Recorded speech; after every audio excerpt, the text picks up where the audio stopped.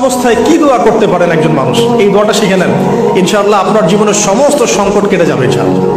আমি নিজে ওই দোয়াটা বেশি বেশি করার চেষ্টা করি। দোয়াটা হচ্ছে, মুসা আলাইহিস সালাম একটা গাছের নিচে হেলান দিয়ে বসলেন, বসে দেখলেন দুইজন মেয়ে দাঁড়িয়ে আছে দূরে, পানি নিতে পারছে না, লোকজন পানি নিয়ে যাচ্ছে, ওরা দাঁড়িয়ে আছে বেচারি। মুসা আলাইহিস সালাম গিয়ে বললেন, কি সমস্যা আপনাদের?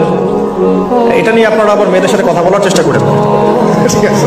তো মাহারাম গায়রা মাহারাম মেনে চলে। তারা বললেন যে আমাদের বাবা অনেক বৃদ্ধ মানুষ, আমরা পানি নিতে পারি না যতক্ষণ না আমাদের কম পানি নিয়ে চলে যায়।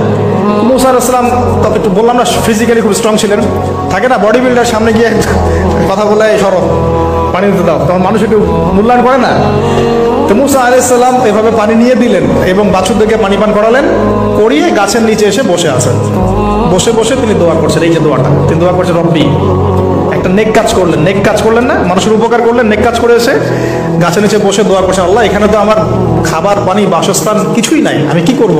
রব্বি ইন্নি লিমা আনজালতা ইলাইয়া মিন খায়রিন ফাকির, রব্বি ইন্নি লিমা আনজালতা ইলাইয়া মিন খায়রিন ফাকির। আবার বলেন, রব্বি ইন্নি লিমা আনজালতা ইলাইয়া মিন খায়রিন ফাকির। অর্থ হচ্ছে, হে আল্লাহ, তুমি তোমার পক্ষ থেকে আমার উপরে যে নিয়ামতগুলো দিবে, আমি এর জন্য ফকির হয়ে বসে আছি।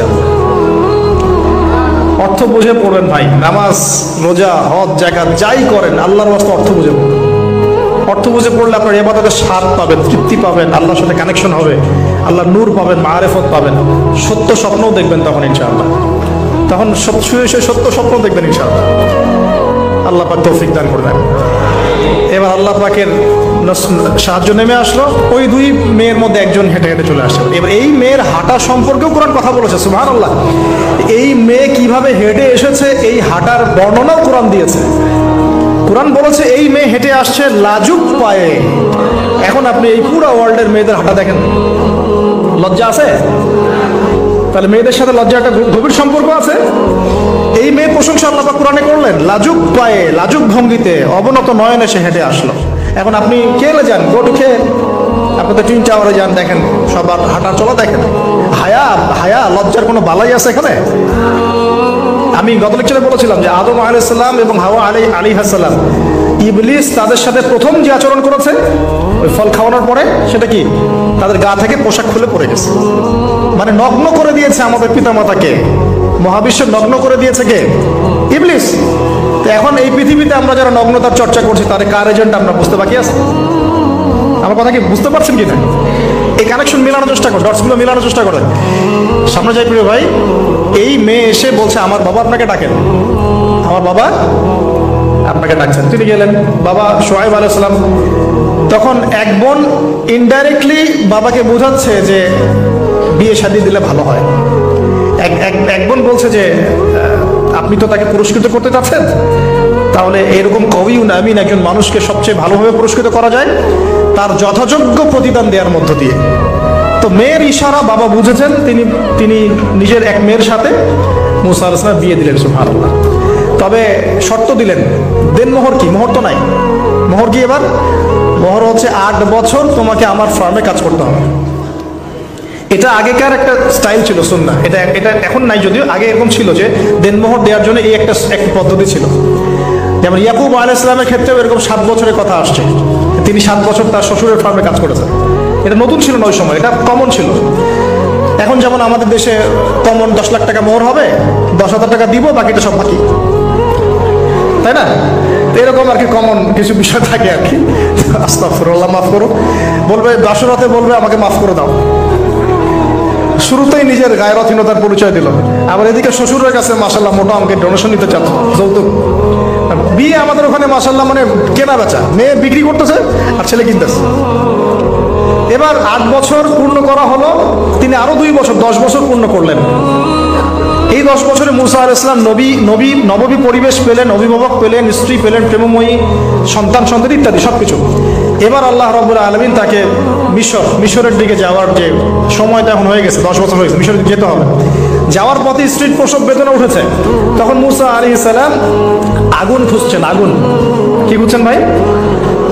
আগুন খুঁজতে খুঁজতে তুর পাহাড়ের ওখানে গিয়ে দেখছেন যে আগুন গাছে জ্বলছে। সবুজ পাতার উপরে আগুন, তিনি অবাক। এই সময় আওয়াজ আসলো, বিসমিল্লাহির রহমানির রহিম, ইন্নী আনা রাব্বুক ফাখলা'না আলাইক ইন্নাকা বিল ওয়াদিল মুকদ্দাস তুয়া। মুসা, ইন্নানি আনা আল্লাহ লা ইলাহা ইল্লা আনা ফা'বুদনি ওয়া আকিমিস সালাতা লিযিকরি। মানে এখানে অনেকগুলো কথা আছে, সূরা তাহার মধ্যে আছে। আওয়াজ চতুর্দিক থেকে ভেসে আসলো। মহান আল্লাহ রব্বুল আলামিন তার শান অনুযায়ী, তার ইজ্জত অনুযায়ী তিনি যেভাবে কথা বলেন সেভাবে মুসা আলাইহিস সালামের সাথে কথা বললেন। আল্লাহু আকবার। বললেন, ইয়া মুসা, হে মুসা, ইন্নানি আনা আল্লাহ, নিশ্চয়ই আমি আল্লাহ, লা ইলাহা ইল্লা আনা, আমি ছাড়া কোনো ইলাহ নাই, ফা'বুদনি, তুমি আমার ইবাদত করো, ওয়া আকিমিস সালাতা লিযিকরি, আমার ইবাদতের জন্য সালাত কায়েম করো, আমার জিকিরের জন্য সালাত কায়েম করো, আমার স্মরণের জন্য সালাত কায়েম করো। ফাখলা'না আলাইক, তোমার জুতা খুলে ফেলো, ইন্নাকা বিল ওয়াদিল মুকদ্দাস তুয়া, তুমি তুয়া উপত্যকায় আছো, পবিত্র তুয়া উপত্যকায় আছো। আদব শেখানো হলো। এভাবে অনেক কথোপকথন হলো। নবী মুসা আলাইহিস সালাম ভয় পেয়ে গেলেন এবং আল্লাহ পাক আরো কথা বললেন, ওয়ামা তিলকা বিয়ামিনিকা ইয়া মুসা, তোমার ডান হাতেটা কি?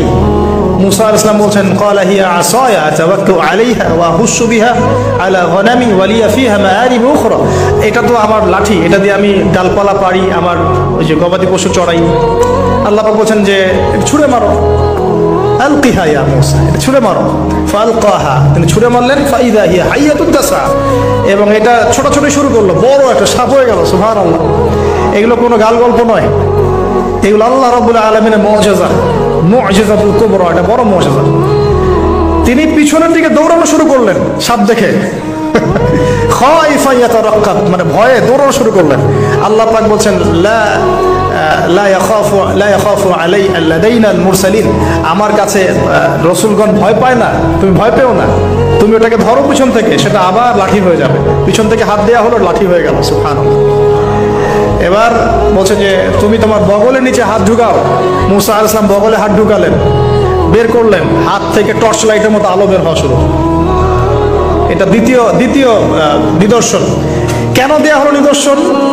এবার আল্লাহ পাক তার দায়িত্বটাকে বলছেন, তোমাকে নিদর্শনগুলো কেন দিলাম, তোমাকে মনোনীত কেন করলাম, কেন তোমাকে মনোনীত করলাম? মুসা, তোমার কাজটা কি? তোমার কাজ এখন এটা, ইযহাব ইলা ফিরআউনা ইন্নাহু তাগা, তুমি ফিরআউনের কাছে যাও।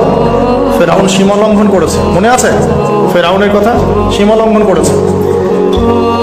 তখন মুসা আলাইহিস সালাম তার অপারগতা প্রকাশ করছেন এভাবে। তিনি বলছেন, আল্লাহ, আমার তো জিহ্বা জড়তা আছে, আর আমি তো ওখানে এক ব্যক্তি, আমার খুনের অভিযোগ আমার কাঁধে, আমি এখন কিভাবে কি করবো আল্লাহ?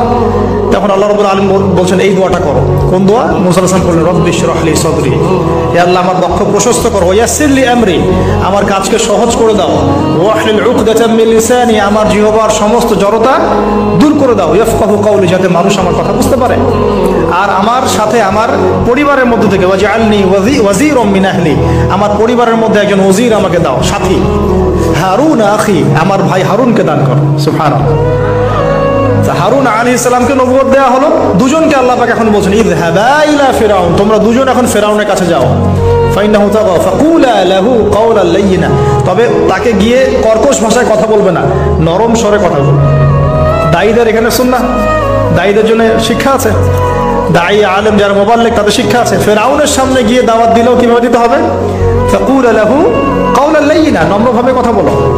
লাআল্লাহু, কেন নম্রতার সাথে? লাআল্লাহু ইয়াতাযাক্কারু আও ইয়াখশা, হয়তোবা নম্রতা প্রদর্শন করলে সে উপদেশ গ্রহণ করতে পারে, অথবা সে আল্লাহকে ভয় করতেও পারে। আল্লাহ পাক আগে থেকে জানেন সে ঈমান আনবে না, তারপরেও আমাদের আদব শিখাচ্ছেন আল্লাহ পাক এখানে। তারা দুজন চলে গেলেন, দাওয়াত দিলেন। ফিরআউন মশকরা করছে, ওয়ামা রাব্বুকুম ইয়া মুসা, তোমাদের দুজনের রব আবার কে? হ্যাঁ, মুসা আলাইহিস সালাম বুঝাচ্ছেন, রব্বি আল্লাযী, আমার রব সেই রব যিনি জীবিতকে মৃত করেন, মৃতকে জীবিত করেন, ইত্যাদি। মানে যার হুকুম ছাড়া একটা গাছের পাতাও নড়ে না, যিনি মাটি থেকে সব উৎপন্ন করেন, বৃষ্টি বর্ষণ করেন, সব বুঝালেন। ফিরআউনের বক্তব্য তখন এটাই ছিল, তোমাদের কাছে কি কোনো নিদর্শন আছে, কোন আয়াত নিদর্শন আছে? হ্যাঁ, নিদর্শন আছে। কি? লাঠি ছুঁড়ে মারলেন, সাপ হয়ে গেল। এখন ফেরাউন বলছে এটা তো জাদু, এটা কি? আমার জাদুকররাও এটা পারে। জাদুকরটাকে ডেকে না হলো, জাদুকররাও লাঠি ছুঁড়ে মারলো, সাপ হয়ে যাচ্ছে। কিন্তু এই বড় সাপ ওদের সব সাপকে খেয়ে ফেললো। তখন ফেরাউন কিন্তু ভয় পেয়ে গিয়েছিল। এরপরেও এই হাত বের করে আলোর এই নিদর্শন দেখানো হলো, তাওহীদের দাওয়াত দেওয়া হলো, ফেরাউনকে ভয় করতে বলা হলো, ফেরাউনকে সতর্ক করা হলো যে আমার রব, আপনার রব, সবার রব হচ্ছেন আল্লাহ। সবকিছু বোঝানো হলো, কিন্তু ফেরাউন এই কোনো কথাই গ্রহণ করলো না।